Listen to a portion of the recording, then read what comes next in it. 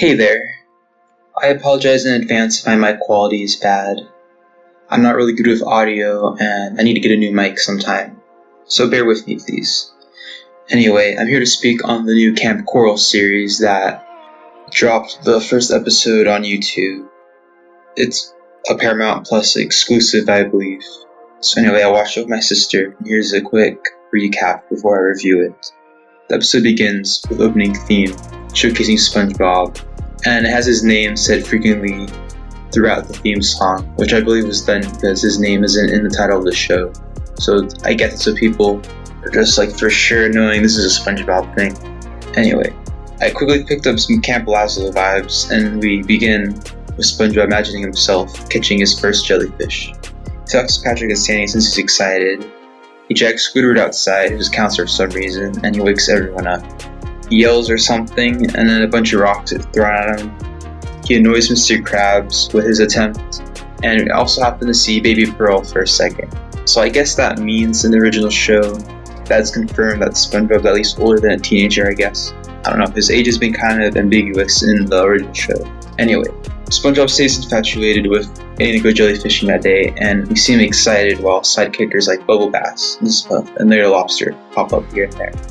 After getting some food from none other than Sheldon Plankton, we see Patrick, SpongeBob, and Sandy finally go jellyfishing. Sponge Guy is just anticipating more and more as he gets interrupted by having to wait on Patrick and then receive a call from his mom. He still manages to get back to jellyfishing, but to his surprise, he's not able to catch a single one, no matter how hard he tries. Cue the Linkin Park song. So anyway, he gets demotivated over this, and to be good friends, Sandy, Patrick, and Squidward decide to help him. So they disguise Squidward as a jellyfish. They paint him or something, and put him in this glass jar thing. SpongeBob thinks he's a jellyfish, but instead this monster that was disguised as a rock just swallows Squidward, and it's up to SpongeBob to go in and save him with a bubble. And in the end, he saves him and Mr. Krabs, so he gets a badge for that. And I guess it's just nighttime, they're chilling on the cabin, and SpongeBob still makes it his goal to catch a jellyfish. And then out of nowhere, a bunch of jellyfishes come out of his holes, which I don't really understand. Anyway, that's basically the rundown of it. It's a very basic plot.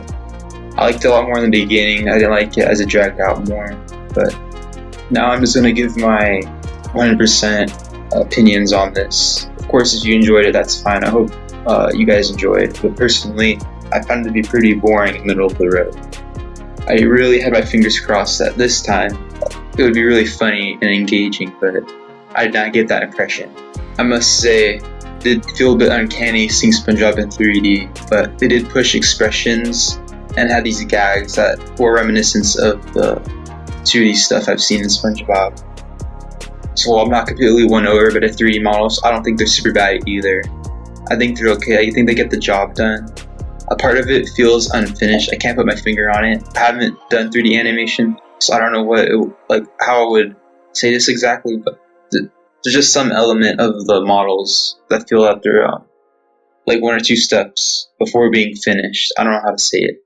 Maybe it's because of the budget, because it's a show and not a movie. In the SpongeBob on the Run movie, I'm sure the models were a lot better looking just because of the budgeting. But aside from that quality aspect, I don't think the 3D modeling is that bad. I will say that it doesn't feel as underwater as it could be. I feel like there could be more bubble water effects, stuff like that. The floor has a sand detailing, which is good. It's good texture, but I feel like it needs to do a little bit more to make it feel underwater.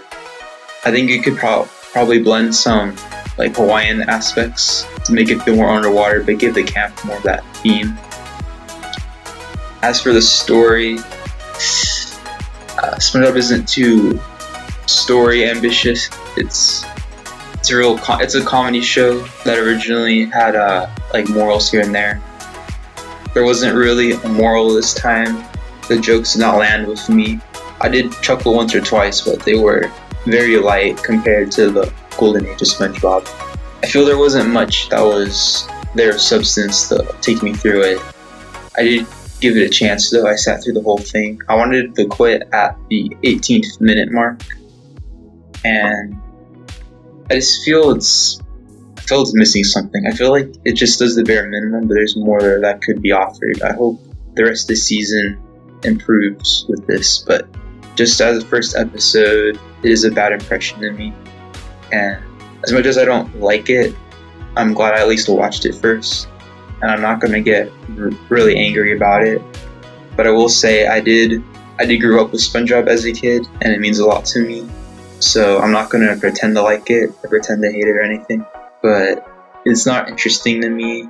I hope at least little kids get something out of it, but I think it's pretty boring from what I see so far.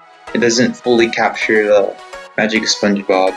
I think visually, at times, the facial expressions are good, and it has that kind of 2D cartoony feel to it. Outside of that, it just feels like Camp Lazlo underwater or something. Even then, Camp Lazlo, I think, was more engaged. I think this show needs to do more to have its own identity and to be more entertaining and engaging. So yeah, those are my honest thoughts. Personally, I'm a season 1 through 4 fan. I like the first movie. I like the second SpongeBob movie a little bit. I haven't seen the third, and I'm not really interested in it either, from what I've heard. So anyway, let's please be civil about this in the comments. I know people are going to get upset about Hillenburg, about this possibly doing damage to his legacy.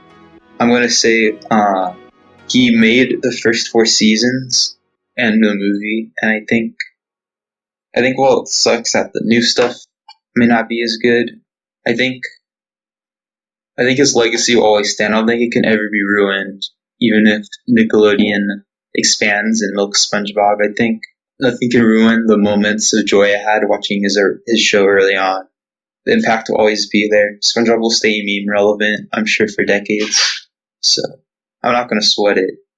I might be a little bit upset.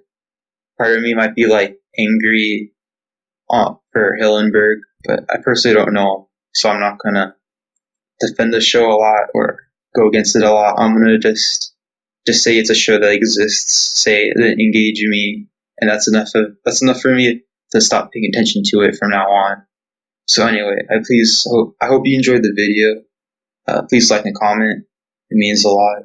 I may talk about other shows, whether they're on streaming or on YouTube or something.